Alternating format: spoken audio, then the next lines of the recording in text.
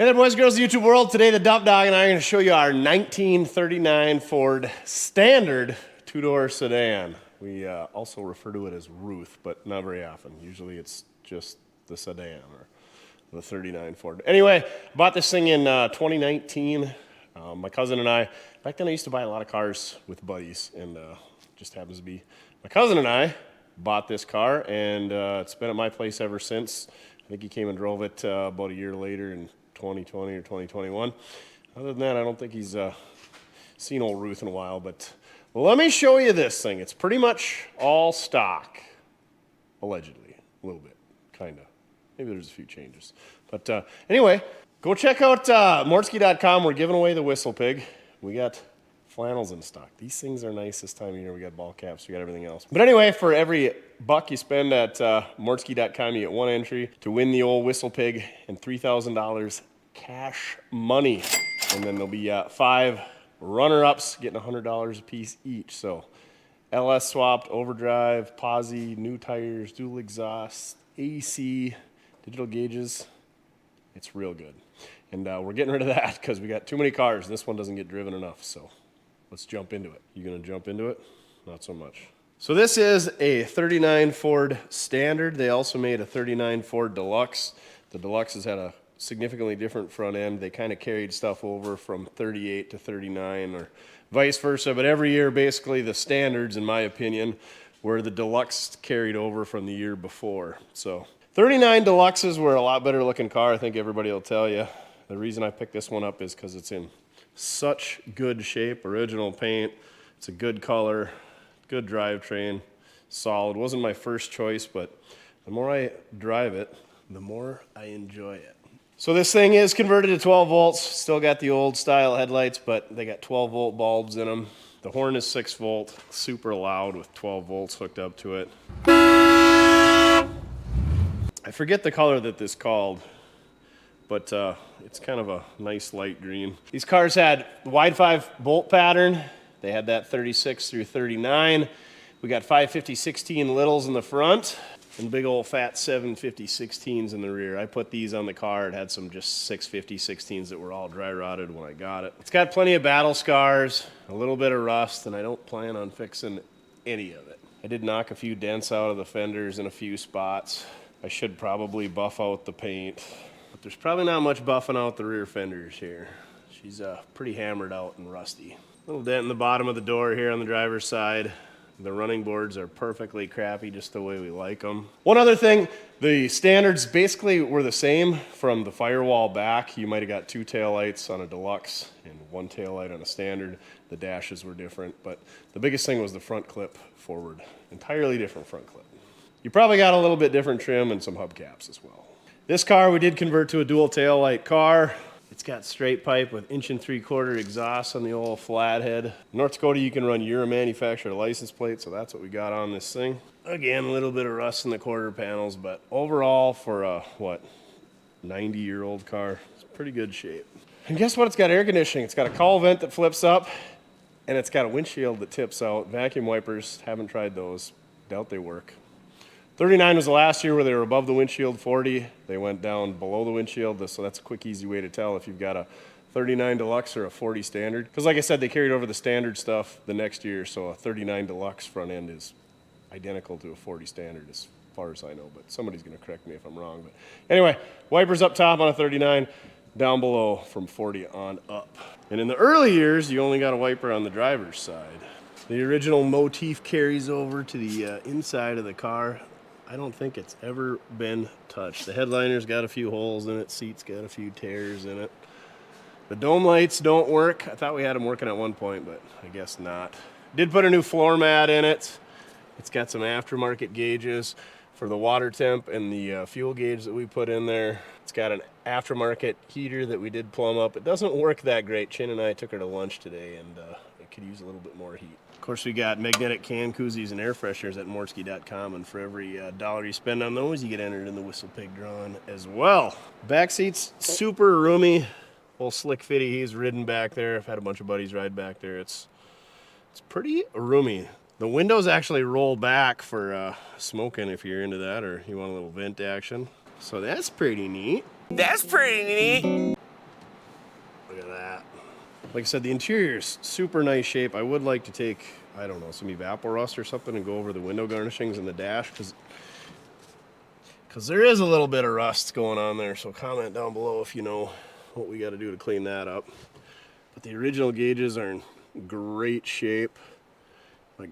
Like I said, we replaced the fuel gauge because that wasn't working, and then the temp gauges, I don't know, they got mercury in it or whatever, and they never really worked that great. Did put new throttle knob and choke knobs on it as well because they were busted off and cracked out. The old Bakelite doesn't last 90 years anymore. What's on the keychain? You're always first. Super Value.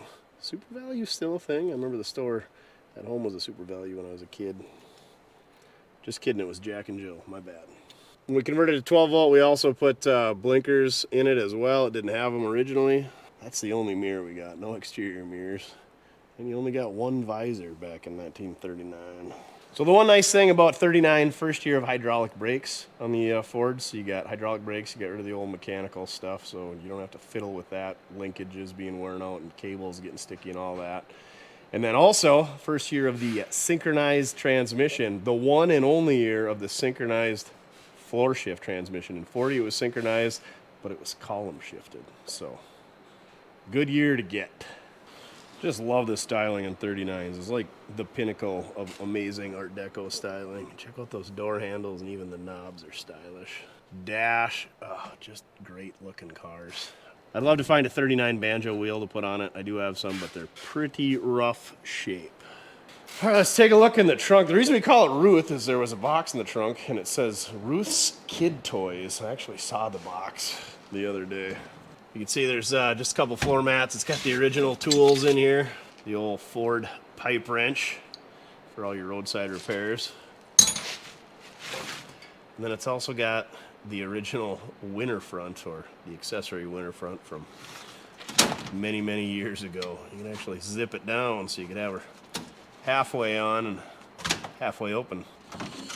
Chevaholic did a little work on this. He did the 12 volt conversion, and he put a little patch in here. The trunk wasn't ever latching because there was no support. This is the tool tray back here, and it's pretty notorious for these to rust out. You can see why. It's even still got the original spare tire mount up there. Although these trunks aren't as big as the 60s and 70s cars, there's still a lot of room for luggage and tools and other fun stuff back there. You gonna open the hood for us, Duff? You taking a vacation today? Taking a vacation? All right, I'll show them how. So, we got this neat hood ornament up here. Turn that sucker sideways. Boop, opens up. Shows you that it's got the 85 horse flathead underneath. 39s actually had the battery and the firewall. We converted it to side post when we converted it to 12 volt. Because as you guys know, I kind of like the side post stuff. I think they just look a lot cleaner. You got the old Never Start in there. This engine was overhauled. They put quite a bit of money into it, about 5,000 bucks before we got it. And everything works great. We did put an electronic ignition in the distributor Pertronics kit with the matching coil as well. New plugs, new wires, all that stuff. Chevaholic did the 1 3/4 straight pipe as well. When he converted it to 12 volts, he took a 12 volt generator and combined it with the original 6 volt generator because these got the fan that mount on the front. Then he also put a 12 volt voltage regulator on the firewall where the original 6 volt setup was. Put new radiator hoses and heater hoses, fuel hoses, brake hoses, all that in it as well. Yeah, she's just a sweet running rig. Chin and I put about 40 miles on her, ran to breakfast this morning, got some steak and eggs, so yeah, it works almost too good.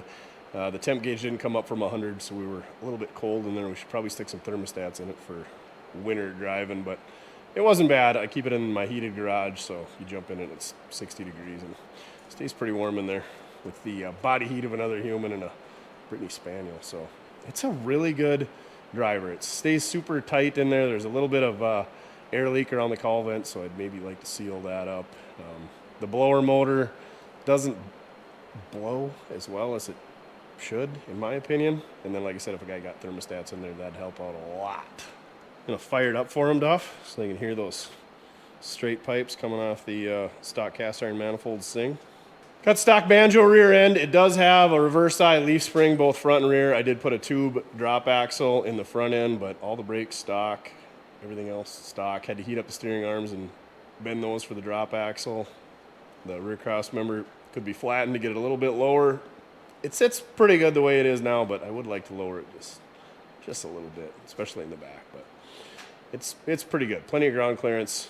Gets around great in the snow with the narrow bias ply 16s. It's pretty good.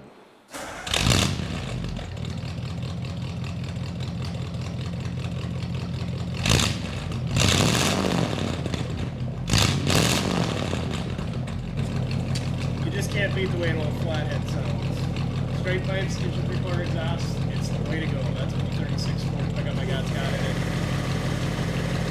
That's our cue to shut her down. Go for a ride. Load up.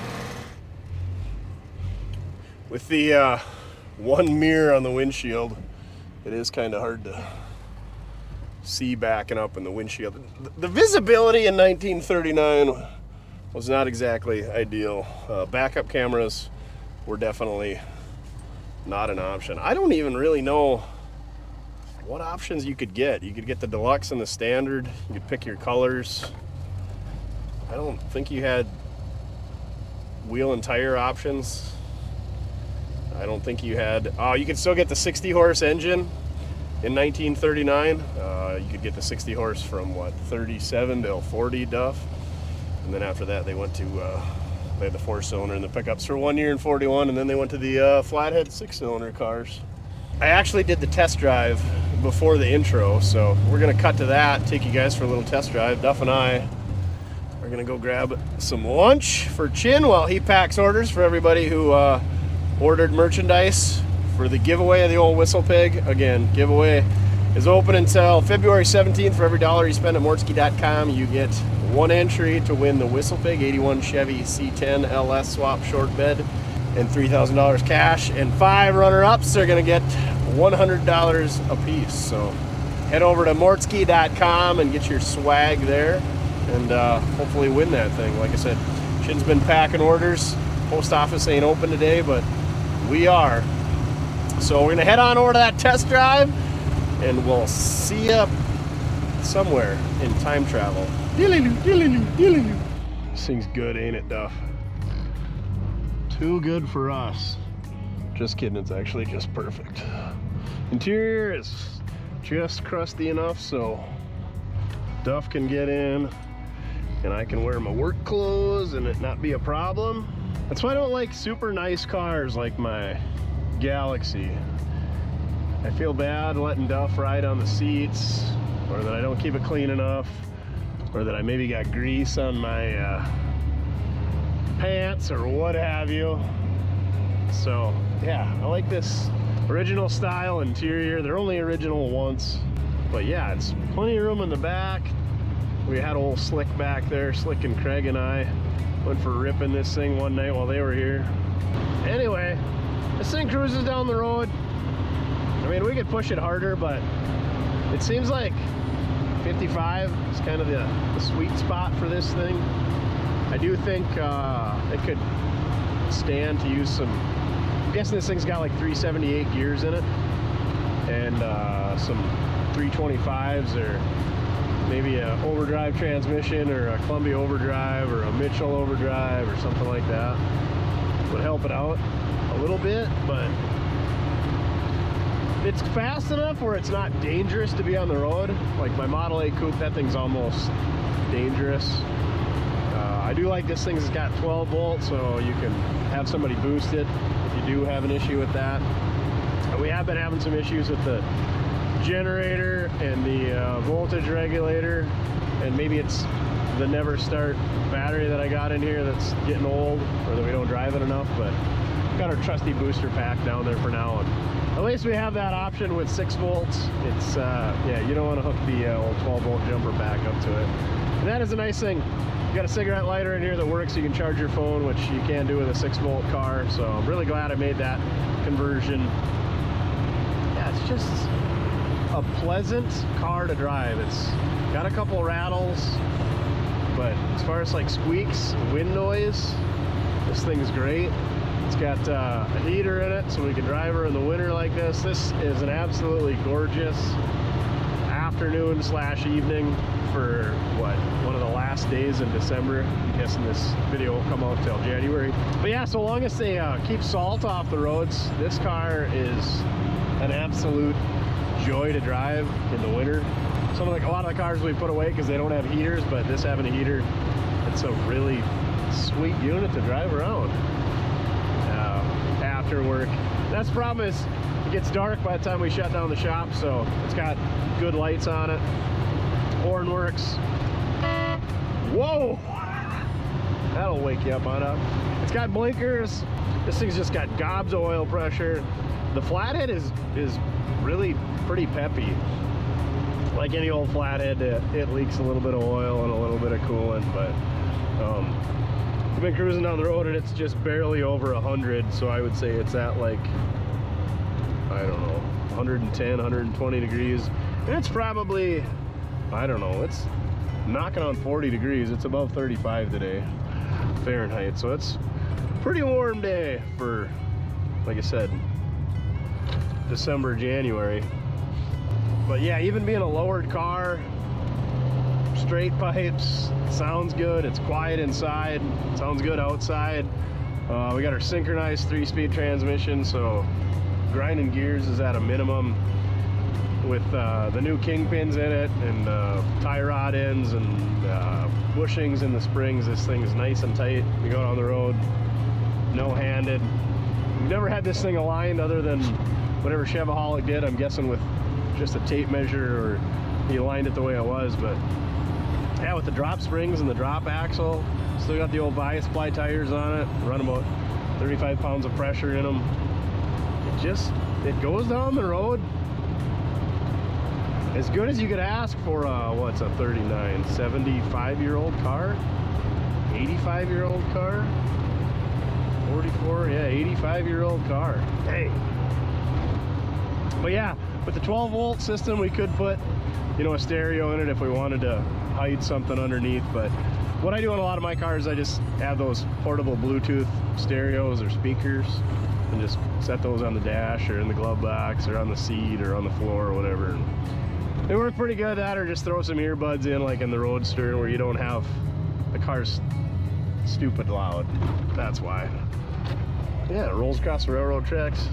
Pretty good. This is just a really great survivor car. We did just enough to it, you know, upgraded the electrical system, put dual exhaust, lowered it, you know, kind of a little bit of hot rod touch, but it's not obnoxiously low, so, you know, nobody's gonna see it. Some old guy named Dwayne's not gonna see it and like, you ruined that car by lowering it, because it's really not that low. It could be a lot lower, but I don't think I'm not gonna lower it.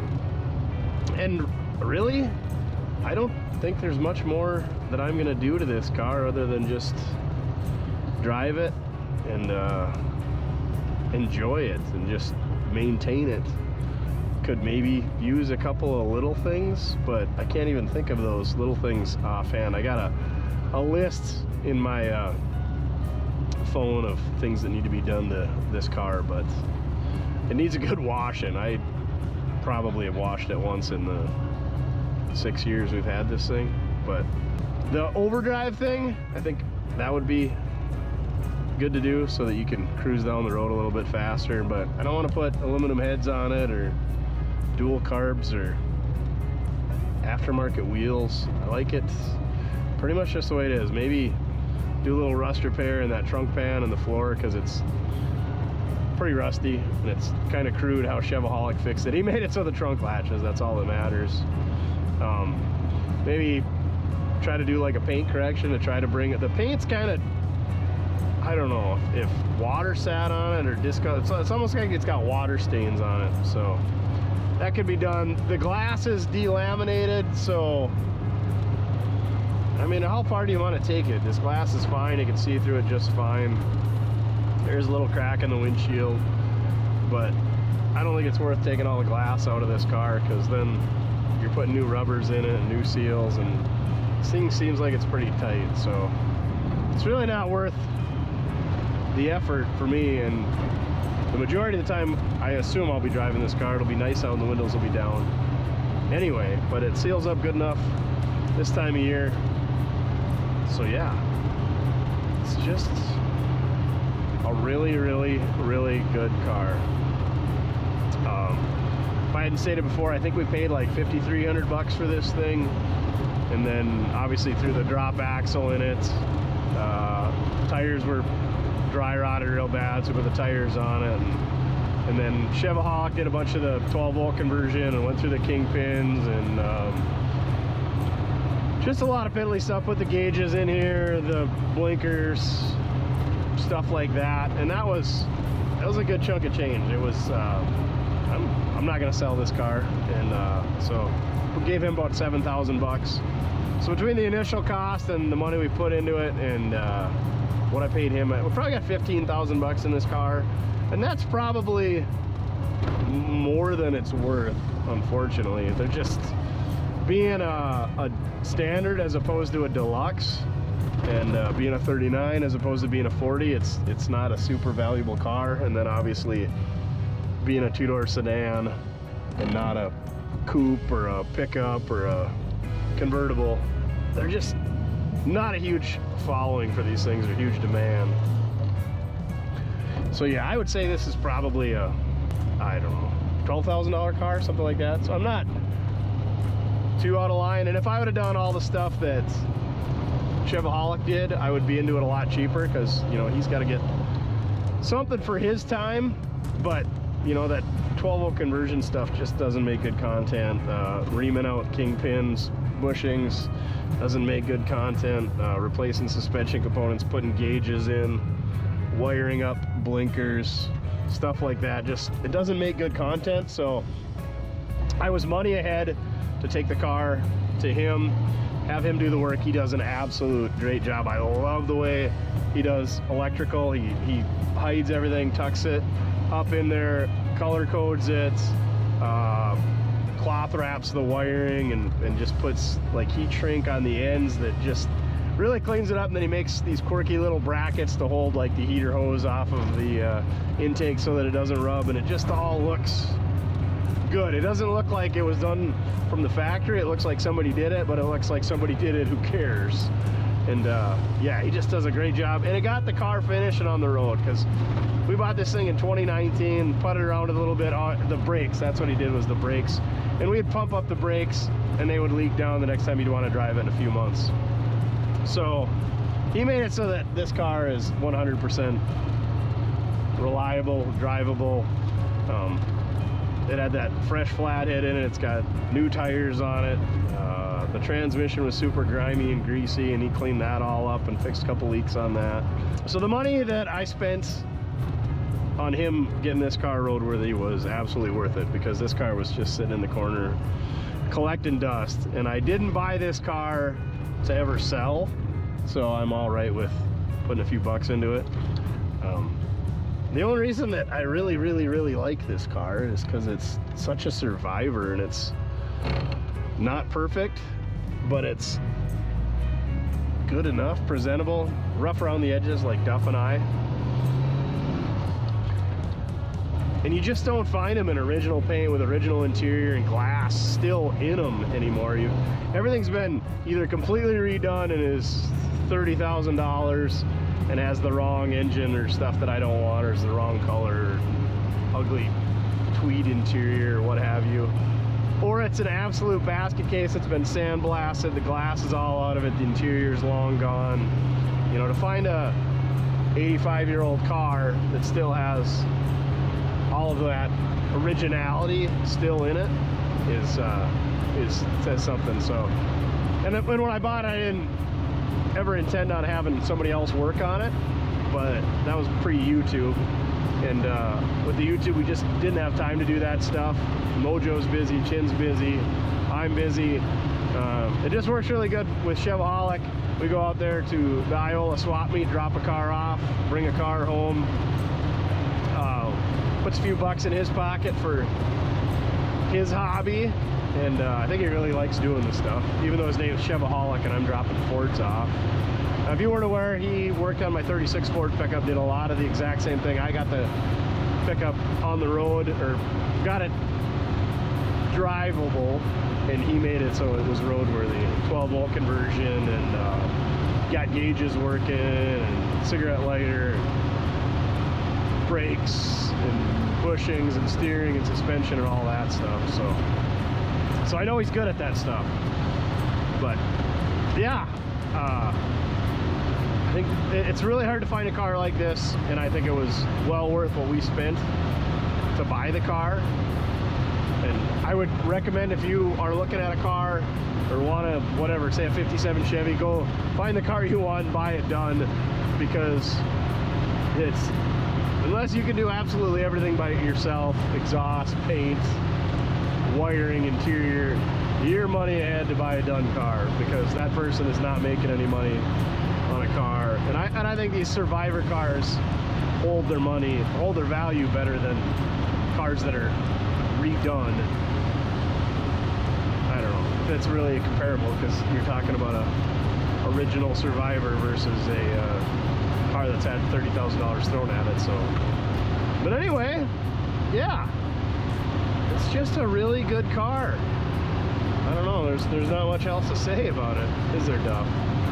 This is definitely a keeper. There's not going to be a price and availability in the video description. This car is not going anywhere other than around the countryside. Hopefully we get some more miles on it. I don't drive it a ton. It's got 97,393, and I'm guessing that's original because the speedometer still works, and I'm guessing it's not 197,000 miles. But yeah, this is a really good era of cars. Like, started getting some nice amenities like cross steering. Obviously you got electric start, heaters, synchronized transmission, stuff like that. The car's got bigger, roomier, better seats, better door latches.